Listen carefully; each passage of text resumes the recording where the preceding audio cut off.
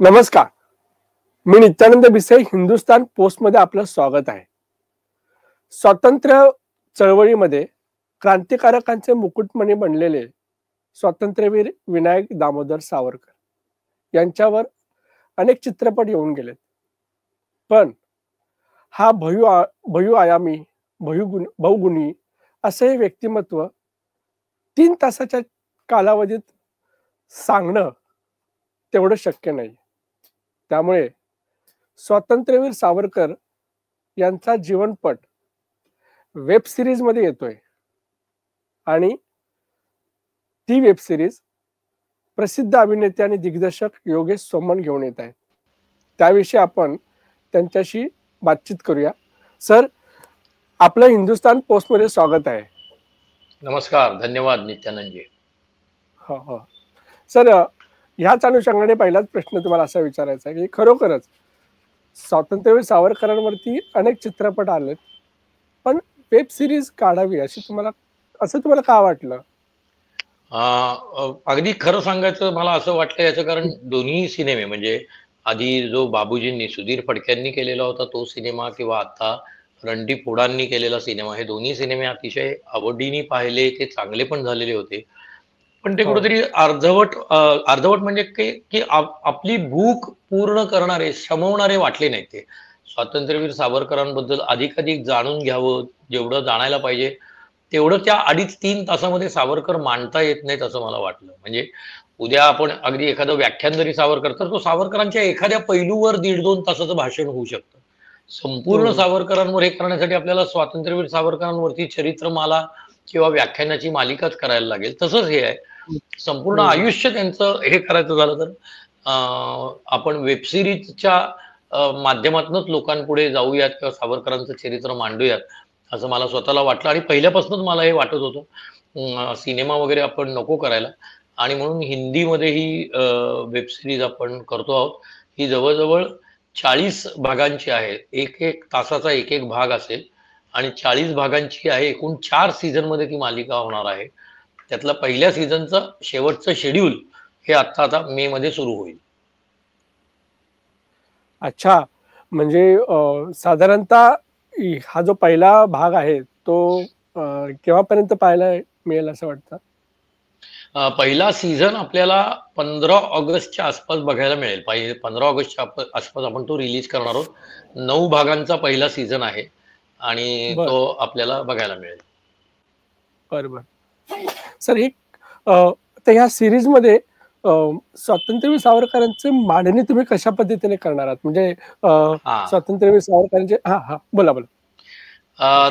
त्याची साधारण सुरुवात अशी आहे की संबंध या 40च्या 40 भागांचा जो आपण तसा बघायला गेलं तर कालखंड काय आहे तर 1 फेब्रुवारी 1966 या दिवशी सावरकरांनी प्रयोपवेशन सुरू केलं. तो माझ्या पहिल्या एपिसोडचा पहिला सीन असणार आहे की आजपासून मी प्रयोपवेशनाला सुरुवात करतो आहे. या देहाचा आता देशाला आणि समाजाला काही उपयोग होणार नाहीये. सबब हे शरीराचा संपवणं चांगलं, त्याला जगवून काही उपयोग नाही, असा अतिशय ठाम विचार आणि निर्णय घेऊन सावरकरांनी प्रयोपवेशनाला सुरुवात केली. तिथपासून आपली मालिका सुरू होते आणि ती मालिका 26 फेब्रुवारी 1966 ला संपते. या प्रयोपवेशनातल्या 26 दिवसांमध्ये सावरकरांना वेगळी माणसं वेगळ्या दिवशी भेटायला येतात किंवा सावरकरांना ज्या वेगळ्या आठवणी किंवा वेगळी पुस्तकं किंवा पेपर मधल्या बातम्या वाचल्यानंतर ज्या आठवणी येतात त्याच्या अनुषंगाने तो अख्खा कालखंड आपण दाखवत जाणार आहोत. आता पहिल्या सीझन मध्ये हे दाखवल्या हा पहिला सीन झाल्या की ज्या दिवशी ते घरच्यांना म्हणजे त्यांची मुलगी प्रभात आणि चिपळूणकर म्हणून जे त्यांचे जामात होते, जे डॉक्टर होते, त्यांना ते सांगतात की आजपासून मी प्रयोपवेशनाला सुरुवात करतो आहे. आणि तिथनं सुरुवात होते ती पर्शिया बोटीवरती त्यांनी प्रवासाला सुरुवात केली. तिथे आपण पोचतो आणि तिथपासून पर्शिया बोटीवरचा प्रवास म्हणजे मुंबईपासून लंडन पर्यंतचा त्यांचा प्रवास सुरू होतो. आणि त्या प्रवासादरम्यान त्यांना जे त्यांचं बालपण आणि पुण्यातलं जे त्यांचा कालखंड आहे, पुण्यामध्ये फर्ग्युसन कॉलेजला जे शिकायला असतानाचा, तो अख्खा त्या 9 एपिसोडमध्ये आपण मांडलेला आहे. आणि शेवटच्या एपिसोडला ते लंडनला इंडिया हाऊसमध्ये प्रवेश करतात तिथे 9वा एपिसोड संपतो. कारण त्याच वेळेला कर्झन वायलीला भारतामधून गुप्त पोलिसांचा रिपोर्ट येतो की सावरकर नावाचा एक क्रांतिकारी विचारांचा तरुण हे क्रांतिकार्य करण्यासाठी लंडनमध्ये पोहोचलेला आहे. त्याची पुण्यामधले आणि नाशिकमधली ही हिस्ट्री आहे आणि आपण सावध असलं पाहिजे असं पोलीस खात्याला एक सावधानतेचा इशारा देणारं पत्र पोचतं. त्या ठिकाणी आपला पहिला सीझन संपतो. असा आहे. त्याच्यानंतर दुसरा सीझन हा संपूर्ण त्यांचं जे लंडन मधलं क्रांतिकार्य आहे आणि म्हणजे कर्झन वायलीचा वध आणि इकडे जॅक्सनचा वध हा सावरकरांच्या प्रेरणेमधनच झालेला आहे. त्या दोन कथानकांना धरून आणि सावरकरांचं लंडन मधलं जे कार्य आहे ते आणि सावरकरांवरती जे राजद्रोहाचा आणि यांना वध करण्यासाठी सशस्त्र हे केलेला जो प्रयत्न होता त्याला सहाय्य केलं याबद्दलचे जे दोन खटले होते आणि 25-25 वर्षाच्या ज्या त्यांना शिक्षा झाल्या त्या शिक्षा हा कालखंड आणि त्यांना सेल्युलर जेलमध्ये त्यांची महाराजा बोटीवरनं पाठवणी करतात. इथे आपला दुसरा सीझन संपतो. तो असाच 9 एपिसोडचा किंवा 10 एपिसोडचा आहे. त्याच्यानंतर तिसरा सीझन हा अख्खा सेल्युलर जेल आणि रत्नागिरीमधलं स्थानबद्धतेमधलं त्यांचं कार्य याच्यामध्ये अख्खा तिसरा सीझन संपतो. चौथा सीझन हा अख्खा हिंदू महासभेचं त्यांचं कार्य, गांधी हत्या आणि त्याच्यानंतर प्रयोपवेशन याच्यामध्ये आपला चौथा सीझन तो 5 किंवा 6 एपिसोडचा असेल. असं 4 सीझनची आपण मांडणी करणार आहोत.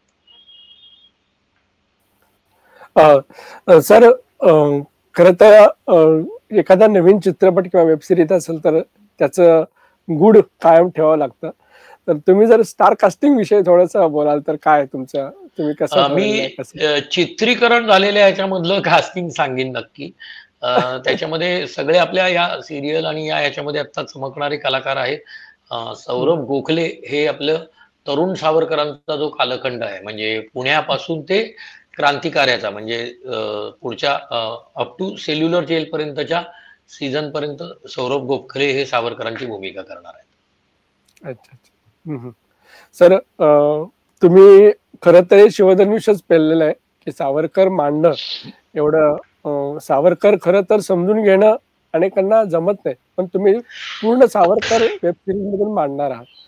सर जीवनात तुम्ही सावरकर केव्हापासून पाहू लागलात वाचू लागलात आणि आता कधी कोणत्या प्रसंगांमध्ये तुम्ही जगत आहात सर सावरकर?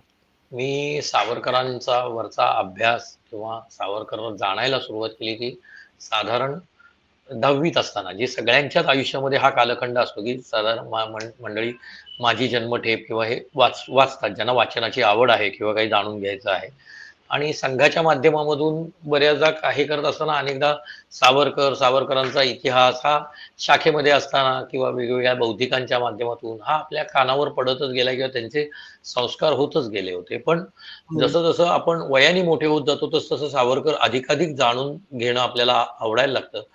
सो 10वी सावरकरांबद्दलचं वाचन आणि हे त्या टप्प्यावर करत होतो.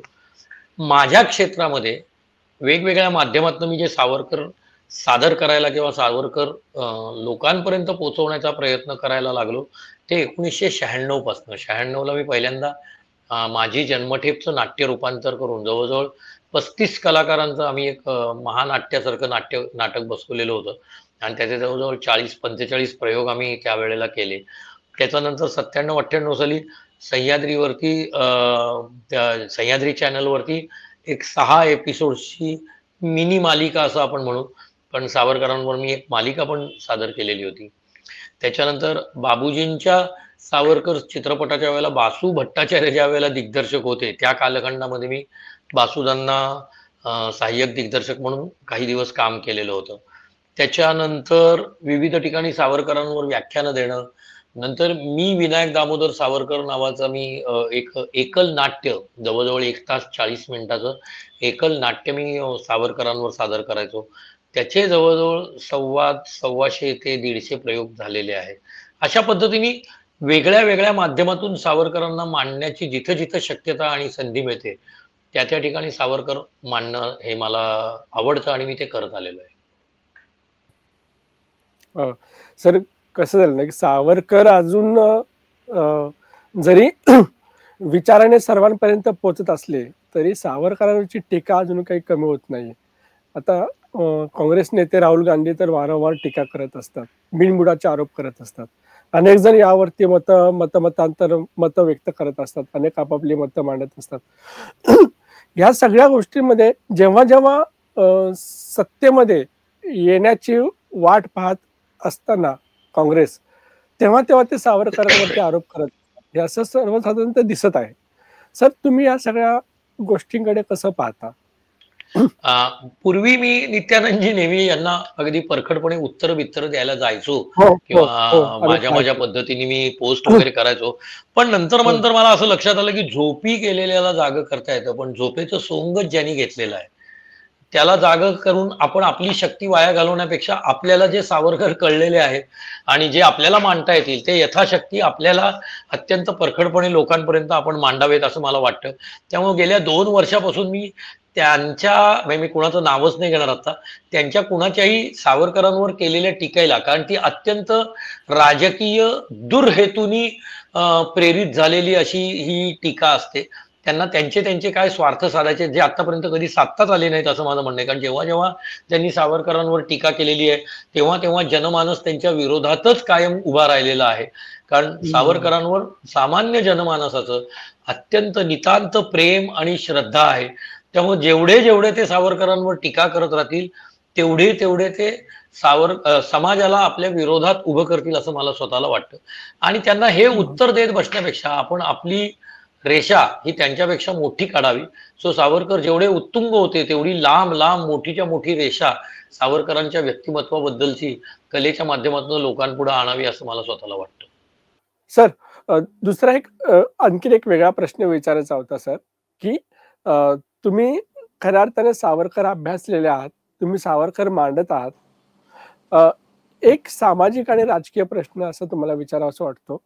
वक्फ बोर्ड, वक्फ सुधारणा विधेयक पारित झाल्यानंतर त्याला आता मुस्लिम संघटनांनी विरोध केलाय आणि रस्त्यावर येऊन ते विरोध करत आहेत. खरं तर संसदेने बहुमताने पारित केलेल्या विधेयकाला आता विरोध होतोय. ही एक गोष्ट दुसरी बाजू झाली. परंतु ही विधेयक आणण्याची वेळ का आली? तर काँग्रेसने 1995 मध्ये आणि त्याच्यानंतर सुधारणा केल्या. वक्फ बोर्ड एका विशिष्ट समाजाच्या संस्थेला अमर्यादित अधिकार दिल्यामुळे ही अवस्था झालेली आहे. आता या गोष्टीकडे सर सावरकरांनी कसं पाहिलं असतं सर? तुम्ही कसं मांडता? कशा पद्धतीने नाही सावरकरांनी अभ्यासलं असतं म्हणजे शेवटी कुठल्याही सरकारला संविधानाला धरूनच चालावं लागणार आणि सावरकरही त्याप्रमाणे चालले असते हे नक्की होतं. एकदा तुम्ही ते संविधान स्वीकारल्यावरती म्हणजे सावरकरांनी अनेकदा म्हणजे हे केलेलं होतं की संविधानामधले बदल किंवा संविधानामध्ये कुठल्या तरतुदी असाव्यात. त्यावेळेला हिंदू महासभेने सुद्धा अनेक सूचना त्यांच्या दिलेल्या होत्या, त्यातल्या काही स्वीकारल्या गेल्या, काही स्वीकारल्या गेल्या नाहीत. पण एकदा एक संपूर्ण संविधान आपल्या देशाने स्वीकारल्यानंतर मला नाही वाटत मी हे मानणार नाही आणि मी हे काही करणार नाही अशा पद्धतीचा नक्कीच सावरकरांचा कधीच अशा पद्धतीचा विचार किंवा त्यांच्या मनामध्ये सुद्धा हा हेतू आला नसता. आत्ता ज्या पद्धतीने वक्फ बोर्डाचं हे मान्य केलेलं आहे, मुळात राजकीय पक्ष किंवा राजकीय विरोधक हे त्यांचे अजेंडा चालवण्यासाठी अतिशय वेगवेगळ्या पद्धतीने आणि चुकीच्या पद्धतीने लोकांमध्ये त्याचा काय म्हणतो अपप्रचार करतायत की मुस्लिम समाजामधल्या म्हणजे तुमच्या कब्रस्तानाच्या जमिनी जाणार आहे, तुमच्या शाळांच्या हे जातील, तुमच्या घरादारावरती बुलडोजर फिरवले जातील, असलं काही त्या विधेयकात तरतूदच नाहीये. किंवा विधेयकामध्ये जे बदल सुचवण्यात आलेले आहेत, त्या कायद्यामध्ये जे अमेंडमेंट्स झालेले आहेत त्याच्यामध्ये फक्त जो सगळ्यांसाठी जो कायदा आहे त्यानुसार की ट्रस्ट मध्ये ज्या पद्धतीने प्रावधान करायला पाहिजे होतं त्या पद्धतीने कायदेशीररित्या जे प्रावधान असेल ते त्या वक्फ बोर्डामध्ये असलं पाहिजे. या साध्या गोष्टी आहेत आणि मला असं वाटतं की आता कितीही जे राजकीय पक्ष अपप्रचार करतायत जो त्यांनी सीएएच्या वेळेलाही केलेला होता. आता आपल्या गृहमंत्र्यांनी संसदेमध्ये त्या दिवशी जाहीर भाषणामध्ये विचारलं की कुणा एका मुस्लिम बांधवाची याच्यामध्ये नागरिकत्व रद्द झाल्याचं मला दाखवून द्या पटलावरती ऑन रेकॉर्ड, की गेल्या 2 वर्षामध्ये जेव्हापासून सीएए कायदा लागू झालेला आहे तेव्हापासून भारतीय मुस्लिम नागरिकाचं नागरिकत्व गेलं आहे या कायद्यामुळं, असं मला दाखवून द्या. आणि त्यांचा हा म्हणजे इतकं साधं सरळ जाहीर आव्हान होतं, ते तेव्हाही सांगत होते. पण तेव्हा त्यांना ती लोकांना राजकीय पोळी भाजून द्यायची होती. तशी आता वक्फ बोर्डाच्या माध्यमातून लोकांना राजकीय पोळी भाजायची आहे, म्हणून हा अपप्रचार चाललेला आहे. परंतु मला स्वतःला असं वाटतं की मुस्लिम बांधव हे इतके हे नाही आहे, त्या पातळीवरती लोक करू देत, पण त्यांना हळूहळू लक्षात येईल की याचा आपल्या दैनंदिन आयुष्यावर किंवा आयुष्यावरती काहीही दुष्परिणाम होणार नाहीत, झाला तर सकारात्मकच परिणाम होणार आहे हे त्यांना जाणवेल.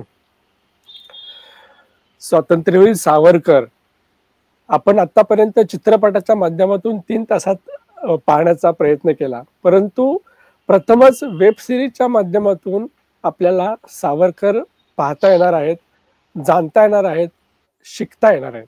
आणि हा प्रयोग योगेश सोमन सर करत आहेत, त्यांना यासाठी शुभेच्छा.